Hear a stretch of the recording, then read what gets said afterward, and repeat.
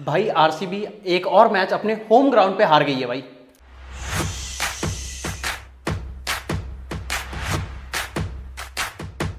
इस सीजन एक बार फिर से आरसीबी की वैसी शुरुआत हुई है जैसे कि हर सीजन होता है। हार हार हार, एक जीत पंजाब के वो भी सामने। पंजाब के सामने जीते हो भाई, मतलब वो भी कोई एक डोमिनेटिंग टीम था, वो भी विराट कोहली चल गए थे वो इसलिए भी जीत गए थे। गलती से जीते थे। एंड में अगर बाई चांस आउट हो गए होते दिनेश कार्तिक, मैच निकल गया था हाथ यार से। दिनेश कार्तिक भी कब तक बचाएगा, विराट कोहली आपको कब तक बचाएगा भाई। फैफ डुप्लेसिस नहीं चल रहे, मैक्सवेल नहीं चल रहे, एक कैमरन बात ग्रीन नहीं बता चल मुझे, रहे। आप लोग 180-85 के आसपास चेस कर रहे हो और आप चिन्नस्वामी में चेस नहीं कर पा रहे हो। आप बाहर जब अहमदाबाद जाओगे, आप वानखेड़े जाओगे, आप अलग अलग ग्राउंड जाओगे जो भाई, बड़े ग्राउंड से, वहां पता पर है क्या क्या होगा? कहा जाता है आईपीएल में कि जो अपनी होम टीम जो अपने घर पे खेलती है उनका गढ़ होता है वो, अरे वहां पे ये आपको सीजन हुआ जीतना होता है भाई। सीजन हुआ है, अभी हमने एक ट्रेंड देखा है। एक मुंबई और बैंगलोर ही अपने घर पे आ रही है क्योंकि ये टीम मैनेज नहीं कर पा रही अपनी टीम को सही तरीके से, प्लेइंग 11 को सिलेक्ट भाई। नहीं कर मुंबई पा का रही। तो चल इस साल हुआ, चलो मानते हैं, ठीक है, जो भी कैप्टन का वो अपना उनका अलग सीन आरसीबी है। का तो हर साल हो रहा है। आरसीबी का तो हर साल का भाई, हर साल का मतलब हर साल आते यही होता है, विराट कोहली ना चले तो ये टीम बिल्कुल रद्दी है। मतलब भाई आप विराट कोहली से ऊपर उठना पड़ेगा। विराट कोहली है टीम में, लेकिन भाई विराट कोहली के अलावा कौन है? अब तो ये बातें चलने लगी हैं कि विराट कोहली को इस टीम को छोड़ के आगे मूव ऑन करना चाहिए। बिल्कुल भाई, अगर विराट कोहली को ऐसा कोई आईपीएल ट्रॉफी की जरूरत तो है नहीं, मतलब जितने बड़े खिलाड़ी हो, लेकिन अगर कहीं ना कहीं उनको आईपीएल जीतना है तो भाई आरसीबी जैसी टीम ना विराट कोहली को डिजर्व नहीं करती भाई। मतलब रद्दी, आप फैफ डुप्लेसिस नहीं चल रहे, मैक्सवेल नहीं चल रहे, कोई परफॉर्मेंस ही नहीं है भाई। बस आप आते हो, खेल के चले जाते हो, फैंस इतने डिसअपॉइंट हो रहे हैं। मतलब आप फैंस की तो सोचो भाई, इतने साल से लॉयल है आपके लिए, आप उनके लिए खेलो ना। कैमरन ग्रीन को उन्होंने 17 करोड़ का खरीदा था, लेकिन जब 17 करोड़ का ये बिका था मुंबई इंडियंस में ना, तब इसकी परफॉर्मेंस थी। लेकिन जब आरसीबी ने 17 करोड़ का लिया, उस समय क्या परफॉर्मेंस देखी है भाई, क्या सेंस लगाया है? पता कैमरन ग्रीन को आरसीबी में आने की कोई जरूरत नहीं है। आपके पास ऑलरेडी ग्लेन मैक्सवेल थे, आपके पास ऑलरेडी विलियम जैक्स हैं। बिल्कुल है। अब बेचारे को आपने बाहर रख रखा है, उनके नेट सेशंस को आप रील फॉर्मेट में बनाकर डाल रहे हो, लेकिन आप उनको प्ले रियल में नहीं खिलाओगे, रील में खिलाओगे, रियल में नहीं खिलाओगे आप। ये यही मैनेजमेंट यही है। फर्क है आरसीबी में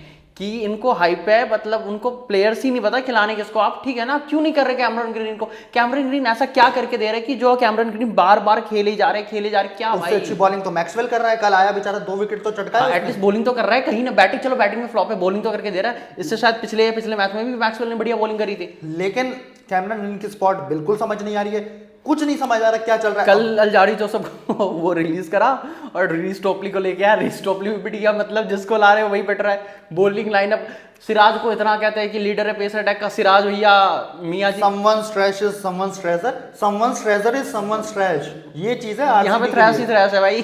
ट्रैश और क्रैश दोनों ही होती रहती है। सिस्टम इनका क्रैश है, पूरे हैंग हो चुके हैं ये लोग। बताऊं, मयंक यादव लड़का अभी अभी डेब्यू कर रहा है, 21 साल का है, वो आकर के 150 की स्पीड। एक बात बताओ, कहते हैं ना कि ऑस्ट्रेलियंस को पेस से कोई दिक्कत ही नहीं होती। अरे भाई मैक्सवेल आउट हुआ है उसके सामने, कैमरन ग्रीन बोल्ड हुआ है। आउट हुआ है, और तुम कहते हो कि पेस से दिक्कत नहीं उन लोगों को। इनको छोड़ो, वो तो बहुत पुराने बात है। वो तो अब ये रिकी पॉन्टिंग जो कहते थे, ये तो दिल्ली में कोच बन के बैठे हैं, उनका तो कुछ नहीं कर सकते। और भाई एक तो इतना माइंड ब्लोइंग बॉलिंग कर रहा है लड़का, इतना माइंड ब्लोइंग, कोई जवाब ही नहीं है इनके सामने। भाई नेक्स्ट लेवल है ये बंदा, मतलब बिल्कुल प्रॉपर लाइन और लेंथ है। बस होप सो कि आगे जाए, यही है। बिल्कुल।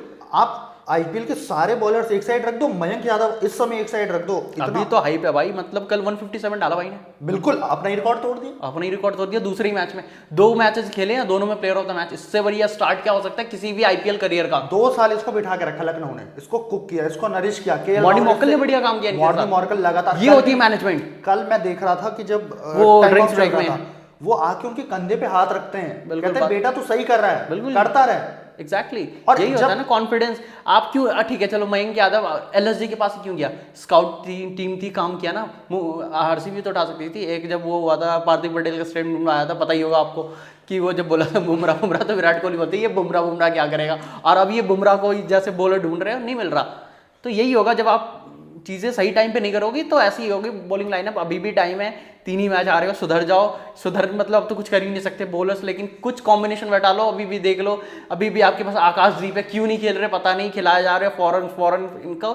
फॉरेन प्लेयर से ऐसा क्या प्यार है आरसीबी को, मेरे को समझ नहीं आता कि ये इंडियन पे निवेश ही नहीं करते। स्पॉट वेस्ट कर रहे हैं, मैं बता रहा हूँ, स्पॉट वेस्ट कर रहे हैं। ये चाहे ना, क्यों खिलाड़ो 4 विदेशी खिलाड़ी, उससे अच्छे इंडियन प्लेयर्स बैठे हुए, उठा लो वहां से अच्छे इंडियन प्लेयर्स को खिला लो, अगर नहीं खिलाना है। शार्दुल ठाकुर ऑक्शन में था, चले चेन्नई की बेंच पे बैठे हुए शार्दुल ठाकुर, आप ऑक्शन में तब शार्दुल ठाकुर को उठा सकते थे।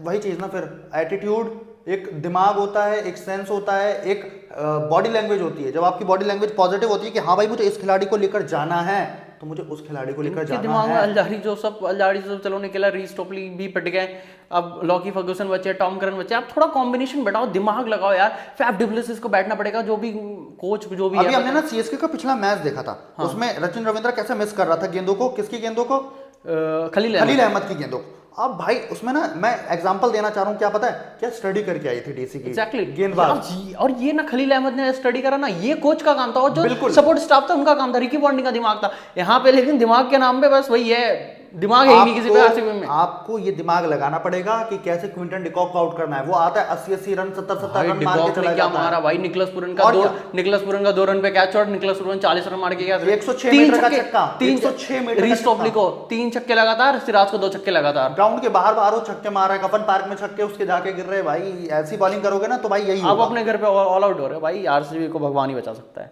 मैं तो कुछ नहीं बोल रहा। तो ये तो थी हमारी एनालिसिस। भाई आपको क्या लगता है कि कहाँ पर फिनिश करेगी इस सीजन आरसीबी की टीम, आप हमें कमेंट करके बताओ। और ऐसे ही प्री मैच पोस्ट मैच सारे रिव्यूज के लिए सब्सक्राइब करो चैनल को।